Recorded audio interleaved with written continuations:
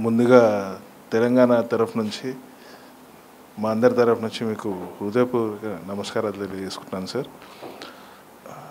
Last PRP అప్పటి నుంచి 15 ఏళ్ళ నుంచి మీతోని ట్రావెల్ చేస్తూ ఉన్నాం సార్. పార్టీ గురించి అప్పుడు పిఆర్పి అయినా కానీ ఇప్పుడు జనసేన 2014లో పెట్టినప్పటి నుంచి అయినా కానీ కష్టపడి తిరుగుతున్నాము. అక్కడ మీరు లాస్ట్ ఎలక్షన్లో కంప్లీట్గా ఆంధ్రాలో ఫోకస్ చేసినా కానీ తెలంగాణలో ఎక్కడ పార్టీ సంబంధించిన మీ అభిమానులు అనుకోండి, ఎవరైనా అనుకోండి, అందరినీ ఒక ప్లాట్ఫామ్ మీద తీసుకొస్తూ చేసుకుంటూ వస్తున్నాం.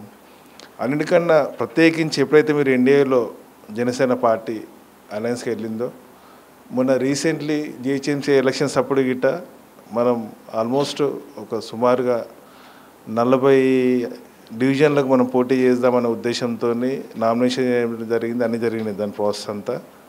లాస్ట్ మినిట్లో మీరు తీసుకున్న డిసిషన్కు లోబడి అధ్యక్షుల వారు ఒక డిసిషన్ తీసుకున్నప్పుడు దాన్ని ఎక్కడ మనము ఓవర్కమ్ చేయదన్న ఉద్దేశంతో మేము దాన్ని కట్టుబడి మేము నడుస్తూనే దానికి లోబడే వచ్చాము సార్.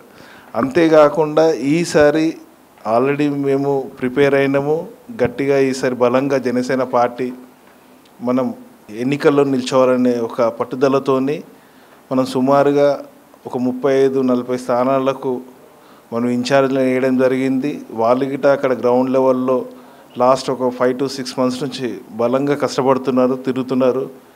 ఈవెన్ గ్రౌండ్ అంటే బూత్ స్థాయిలో ఏ విధంగా అయితే ఎలక్షన్ చేయడానికి ప్రిపరేషన్స్ గిట వాళ్ళు చేసుకున్నారు సార్. మా రిక్వెస్ట్ ఏంటంటే మా అందరి తరఫు నుంచి ఈసారి పోటీ చేయాలని మాకు అవకాశం ఇస్తే మేము అది తెలంగాణలో గిట జనసేన పార్టీ బలంగా ఉందని నిరూపించుకుంటామని తెలియజేసుకుంటున్నాను సార్. Thank you.